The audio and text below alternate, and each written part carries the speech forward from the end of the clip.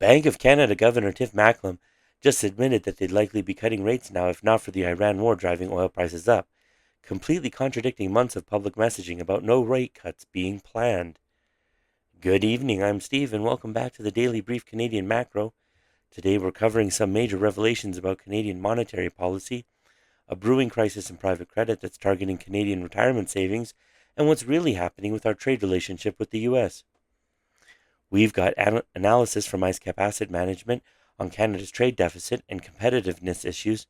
Russell Matthews breaking down how billionaire funds are targeting TFSAs and RSPs. Mark Mitchell revealing the Bank of Canada's real thinking on rate cuts.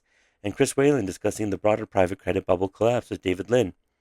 Let's start with what IceCap is seeing in the latest trade numbers. IceCap Asset Management dove deep into Canada's January trade numbers today.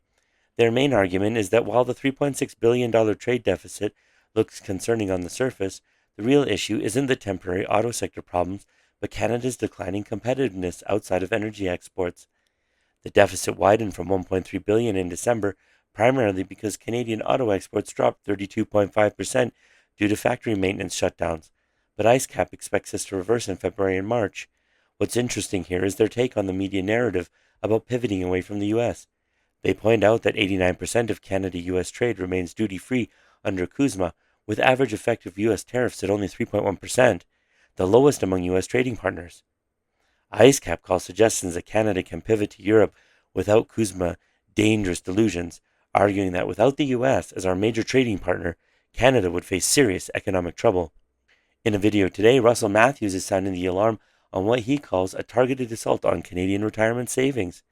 His thesis is that billionaire-run private credit funds are facing a liquidity crisis as AI disruption threatens $500 billion in loans to software companies, and these funds are now targeting Canadian real estate investors, TFSA and RSP money as their bailout solution. Matthews points to some striking numbers here.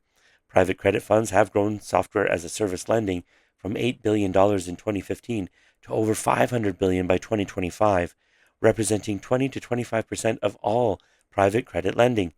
The problem is that AI tools are enabling businesses to build their own software for a $500 to $600 one-time cost instead of paying over $100 monthly for software subscriptions, destroying what Matthews calls the sticky revenue model.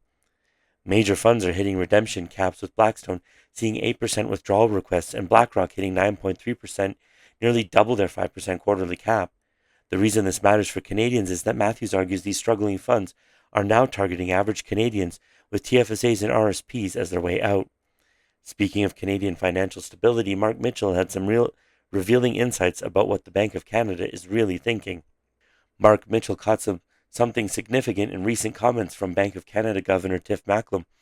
Mitchell's main point is that Macklem admitted they would likely be cutting rates if not for the Iran war driving oil prices up, which completely contradicts months of public messaging about no rate cuts being planned. Macklem specifically said if we didn't have any inflationary pressures, he expected we would be talking about lower rates, which Mitchell calls a major about-face. Mitchell explains that central banks won't telegraph rate cuts publicly because it would cause consumers to delay spending and borrowing, creating a self-defeating economic slowdown. What's particularly interesting is Mitchell's observation that this war's inflation impact differs from the 2022 Ukraine invasion because the economy isn't overheated and consumers lack excess savings to absorb price increases. Mitchell suggests that watching money supply growth as a leading indicator, noting that if borrowing rises above 6 to 8% as people finance higher prices, inflation historically follows. The private credit theme is getting attention from banking and analysts south of the border too. Chris Whalen, speaking with David Lin, is focusing on what he sees as an emerging collapse of the private credit bubble that could force Federal Reserve intervention, and while his lens is American, the implications hit close to home. Whalen's core argument is that private credit markets are showing signs of systemic breakdown, with traditional banks experiencing unprecedented stress levels that threaten their operational viability. He argues the current credit bubble exceeds historical precedents in scale, with Federal Reserve policy options becoming increasingly limited as conditions deteriorate. Here's why this matters for Canadians specifically. The same private credit funds Matthew warned are targeting your TFSAs and RSPs, Blackstone, BlackRock, and their peers, operate on both sides of the border. If Whalen is right that these funds are approaching critical thresholds that could trigger cascading failures, Canadian real estate investors who've been sold on these products as stable, yield-generating alternatives to GICs are sitting on the same exposure as American pension funds. And with the Bank of Canada already constrained by oil-driven inflation, Ottawa has far less room to respond to a credit shock than Washington does. A Fed intervention might stabilize U.S. markets, but the contagion risk to Canadian credit conditions, the loonie, and borrowing costs would land here regardless. Looking across today's analysis, we're seeing a consistent theme around credit market stress and central bank responses. Both Russell Matthews and Chris Whalen are pointing to serious problems in private credit markets, with Matthews specifically warning that Canadian retirement savings are being targeted as a bailout mechanism. Mark Mitchell reveals that the Bank of Canada would already be cutting rates if not for war-driven oil price pressures, while IceCap argues that Canada will likely slip into technical recession this year and expects rate cuts this spring.